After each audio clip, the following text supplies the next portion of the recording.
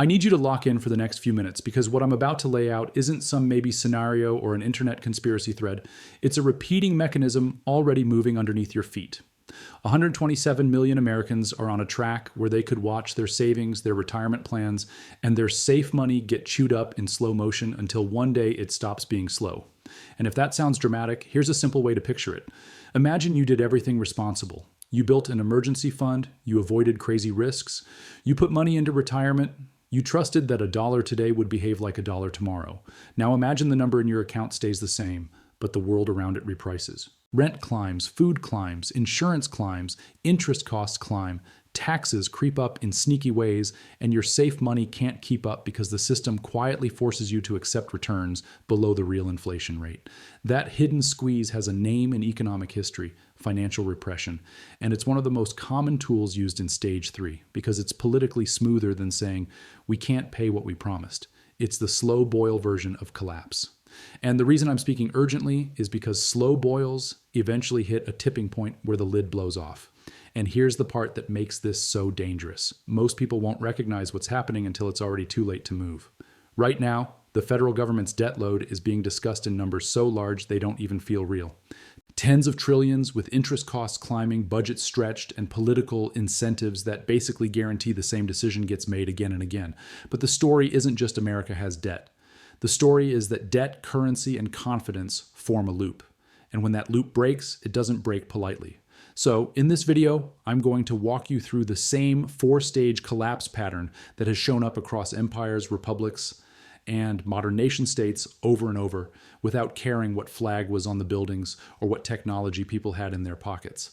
Then we're going to run 3 historical examples through that framework: Rome, Weimar, Germany, and Venezuela. Because once you see it in those cases, you're going to recognize the fingerprints everywhere.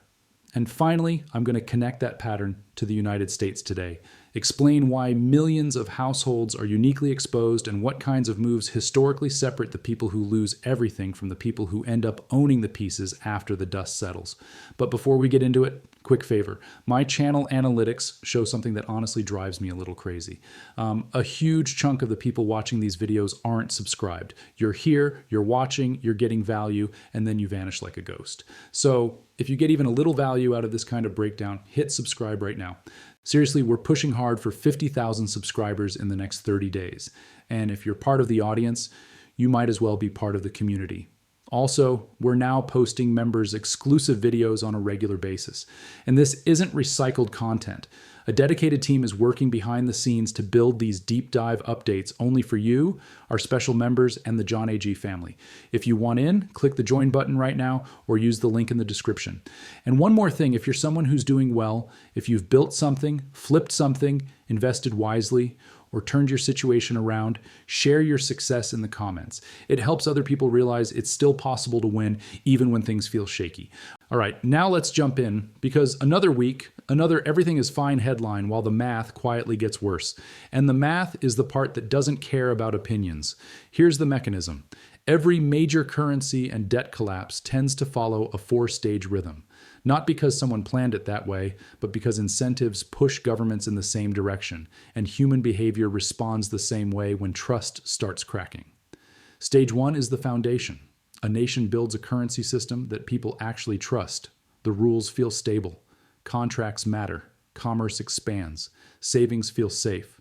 People plan decades ahead because they believe the unit they're saving in will still mean something later. This stage can last a long time, which is exactly why it hypnotizes everyone. The longer it lasts, the more permanent it feels. Stage 2 is expansion and debasement. Something changes. War, recession, political promises, corruption, demographics, whatever. The government needs more money than it can realistically collect through taxes without triggering revolt. So it takes the easier road. It borrows, it prints, it changes the rules. At first, it doesn't look like a crisis. It can even look like prosperity. Credit becomes cheap. Asset prices rise. Stock markets feel unstoppable. Real estate feels like it only goes one direction. And people confuse that paper wealth with real wealth. Stage 3 is loss of control. And this is where the headlines can be the most misleading, because stage 2 often looks like success. People see their house price up 30% and think they got richer even if their paycheck didn't move. People see the market hit new highs and think the economy is healthy, even if the average family is using credit cards to bridge groceries. And governments love this phase because as long as asset prices are inflating, it feels like everyone is winning. But underneath it, the currency unit is weakening, and that weakness eventually shows up in the cost of real life. So if you've ever wondered why the official narrative feels disconnected from your day-to-day, stage 2 is often the answer. This is where the numbers stop working. Not hard to pay, not politically painful, but mathematically unpayable. Servicing the debt becomes the budget. Raising rates breaks the system. Lowering rates fuels inflation, so policy becomes a treadmill. The government tries patches, price controls, special programs, new rules, propaganda, blaming outsiders, changing the statistics. You'll also see a quieter version of control, rules that steer money where the state needs it. Banks get encouraged to hold government paper. Pension funds get nudged into the same regulations change so that what counts as safe conveniently supports the government's financing, and the public is told it's all for stability. That's not a conspiracy. It's a historical pattern of how governments keep borrowing when normal buyers start demanding too much yield. Meanwhile, people with real information start moving. They rotate out of paper promises and into things that can't be printed. Gold, silver, land, productive businesses, foreign assets, anything that holds value outside the system's promises. Stage 4 is the end game. Either you get a currency crisis where prices run away, or you get a credit crisis where the system defaults, freezes, and implodes. Sometimes it's a mix. But either way, the middle class, the people who did everything right, saved carefully, trusted institutions, tends to get hit the hardest. And then after the wreckage, a new order shows up, a new currency, new rules, new winners, and a very familiar sentence gets spoken by the survivors. I can't believe that happened.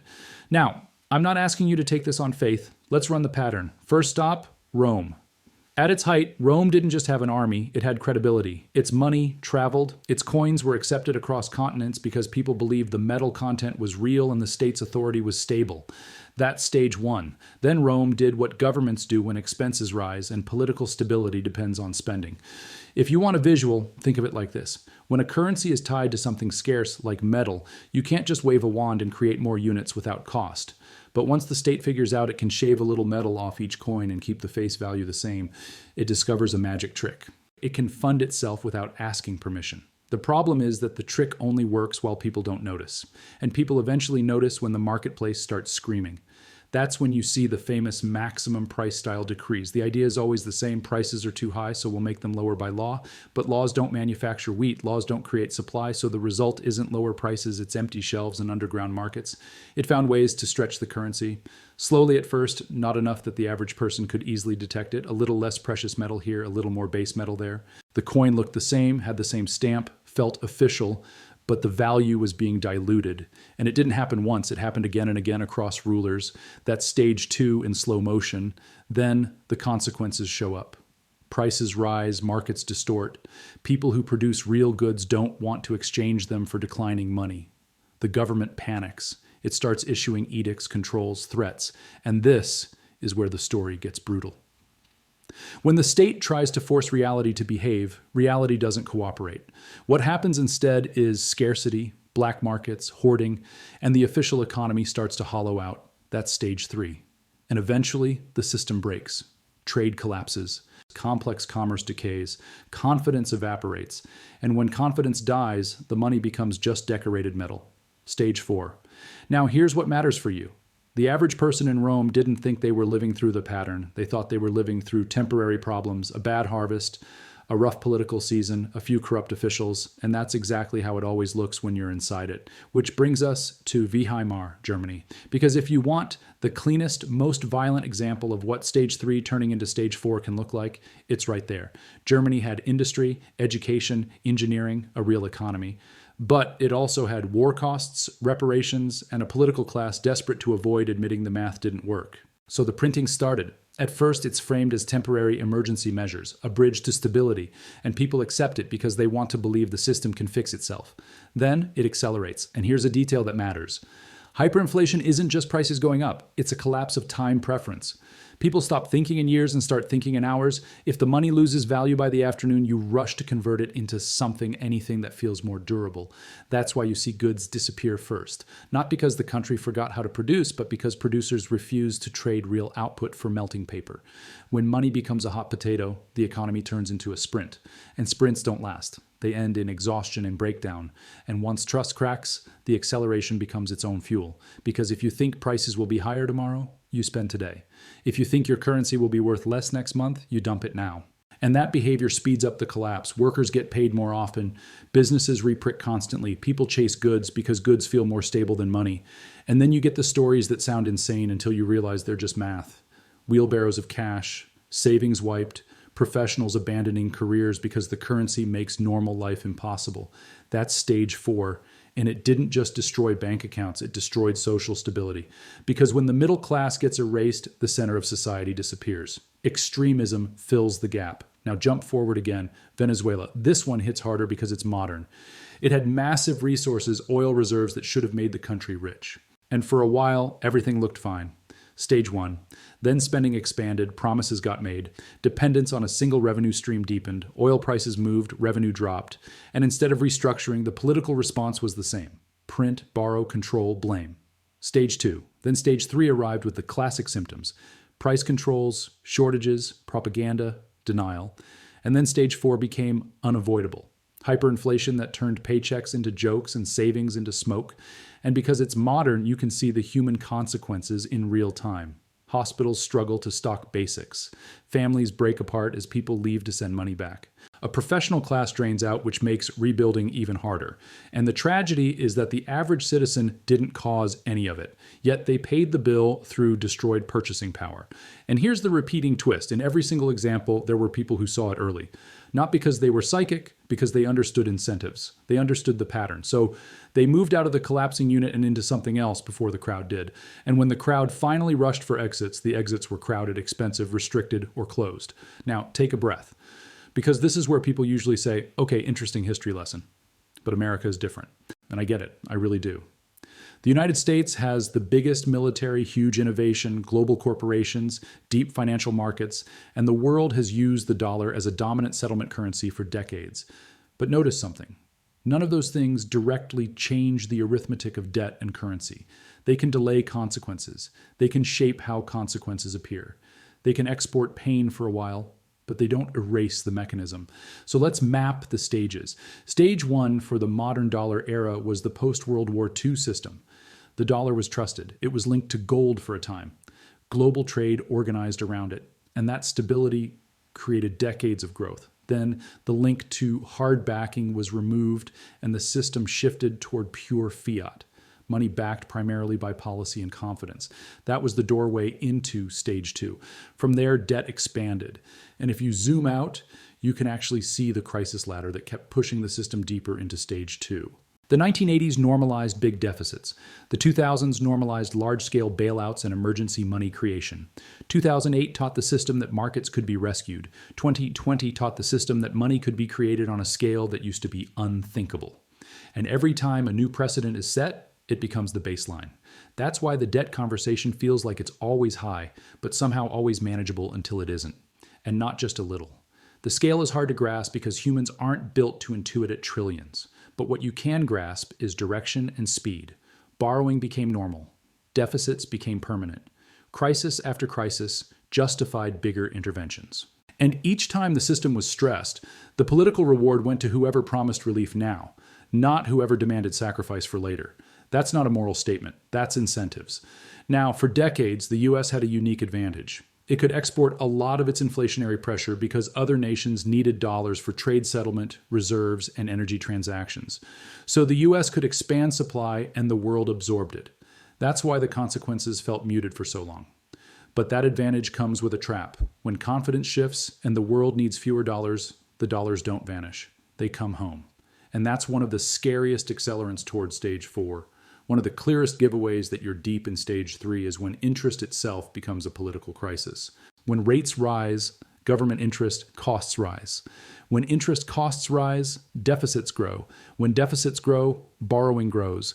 And when borrowing grows, someone has to absorb the new debt. If normal buyers demand high yields, the pressure shifts back to the central bank to, quote, stabilize markets. That's how you end up with policies that look like fighting inflation on one day and rescuing the bond market on the next. It's a Tugaf war between two fires. Now, let me answer a question I've been getting a lot from viewers because it's fair and it's important. People ask, if this is real, why does the stock market still look okay? Why aren't we already in collapse? Great question. And here's the uncomfortable answer. Stage 3 can be a liar. In stage 3, asset prices can rise even as society gets squeezed because assets are repricing in the weaker currency unit. So a market index can be up while the cost of living is also up and the real purchasing power of the average household is down. That's why people feel whiplash. The charts say we're fine, but my life says we're not. Stage 3 can also create bursts of optimism, relief rallies whenever people believe the authorities have things under control. Those bursts can last months, sometimes longer, but the underlying dynamic doesn't disappear. It just loads more pressure into the system. So if you're waiting for the market to warn you cleanly, it may not. Markets often confuse people right before the big shift. Now, I want you to think about your own situation for a second. What is most of the average household's wealth sitting in? For many people, it's not in productive assets. It's in dollar-denominated promises, savings accounts, fixed income instruments, pensions with fixed payouts, bonds, cash value contracts, retirement balances that assume stable purchasing power, and yes, stocks and real estate can help some people. But even there, you have to look at the structure. Are you leveraged, dependent on rates, exposed to job risk, trapped in illiquid assets? And when I say lose everything, I'm not only talking about a dramatic overnight wipeout.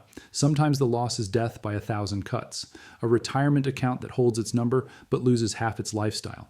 A pension that arrives on time but buys less every year. A savings account that pays 1% while real costs climb 6, 8, 10%, whatever your lived experience is. And then at the worst possible time, the system can layer on shocks, layoffs, rate spikes, bank restrictions, emergency measures. That combination is what turns erosion into destruction. Think of exposure in 3 buckets. Bucket 1, households mostly in cash, CDs, money markets, and low-yield safe products. Bucket 2, households relying on fixed promises, pensions, annuities, long-dated bonds, or government benefits with shaky real purchasing power. Bucket 3, households that are leveraged and fragile, high debt, low savings, incomes that can't handle interruptions. When stage 4 comes, each bucket gets hit differently, but all 3 get hit. And that's why the number's so large. It's not about intelligence, it's about positioning. And here's why the 127 million number matters in the narrative. It's a way to describe how many households are positioned in a way that gets punished when currency purchasing power erodes or when credit systems seize up. Because in stage 4, it's not just that numbers change, it's that life plans break. The retirement you thought you had becomes a fraction of what you expected. The safe yield doesn't keep up with the real cost of living. The monthly payment that used to cover groceries covers half a cart. And the people who took risks at the right time, hard assets, productive cash flow, end up on the other side owning more. Now let me hit you with a reality check that most people don't like. Governments have 3 main ways out of a debt trap.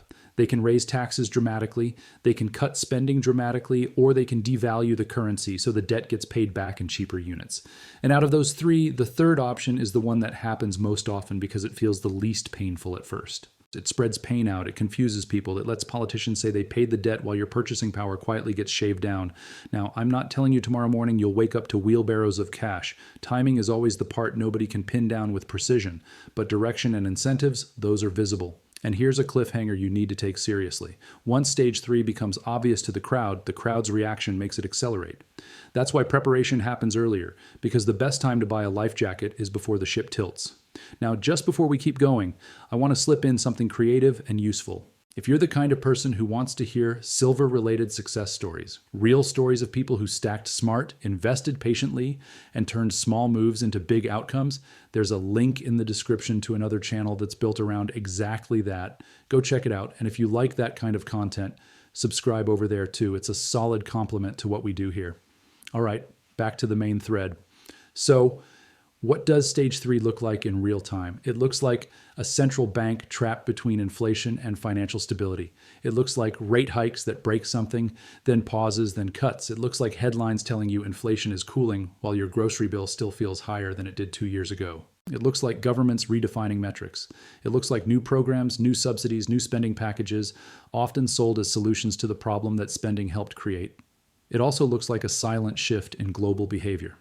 Alternative settlement arrangements, bilateral trade and other currencies, central banks increasing gold reserves, private capital flowing into hard assets and energy and commodities, not because everyone is evil, because everyone is responding to incentives. Now let's deal with the myths, because these myths are what keep people asleep through stage 2 and stage 3. Myth 1, it can't happen here. It can happen anywhere. It has happened everywhere. The pattern doesn't ask permission. Myth 2, the reserve currency status protects us forever. Reserve status can delay consequences, but it also makes the eventual repricing more violent because the scale is larger. Myth 3, technology will override monetary reality. Technology creates value, but it doesn't prevent a unit of account from being diluted. You can build the most advanced society on Earth and still wreck your currency if you print faster than productivity grows. Now I want to shift from fear into strategy, because panic is useless. The goal is not to doom scroll economics and feel helpless. The goal is to see the pattern clearly enough to make intelligent moves. So what do people historically do to get on the right side of the transfer? Now I have to be careful here, because people love turning a framework into a shopping list. So let me keep it practical. You still need liquidity, you still need to pay bills, you still need an emergency buffer. The goal is not to go Allen on one thing. The goal is to avoid being Allen on the one thing that can be printed. If you carry high interest consumer debt, that's a silent leak in any environment. If you have no cushion, you're forced to sell assets at the worst time. If you have one income stream and it's fragile, you're exposed even if you picked the right asset. So resilience is layered. Some liquidity, some inflation-resistant exposure, some real asset exposure, and some skill and income diversification. That's how people survive messy decades. First, they stop treating cash as safety. Cash is useful for liquidity, yes, but in an environment where purchasing power can erode, cash is not the end goal. It's the temporary tool. Second, they diversify into assets that can't be created by decree, hard assets, real productive assets, things with scarcity. Third, they reduce exposure to long-dated promises that depend on stable currency value decades from now. And fourth, they increase personal resilience, skills, income streams, networks, community, because the people who can create real value don't have to beg the currency system for permission to survive. Now, I can already hear someone saying, so what? Buy gold, buy silver, buy land, buy Bitcoin, buy everything? No. The point isn't to blindly copy someone else's portfolio. The point is to understand categories, promises versus assets, claims versus control, paper wealth versus real wealth. And the biggest mistake people make is waiting for certainty. Certainty usually arrives after the window closes. Now, here's another cliffhanger, and here's what I'm watching for as tells that the system is moving from late stage 3 into early stage 4. 1, the return of emergency language, temporary measures, special facilities, stability programs that quietly expand the backstops again. 2, bigger gaps between official inflation narratives and lived experience. Because once people stop trusting the numbers, they stop trusting the institutions that publish them. 3, any meaningful move toward limiting exits, whether that's friction in banking, surprise rule changes, or policies that encourage people to keep money trapped in certain products. I'm not saying panic at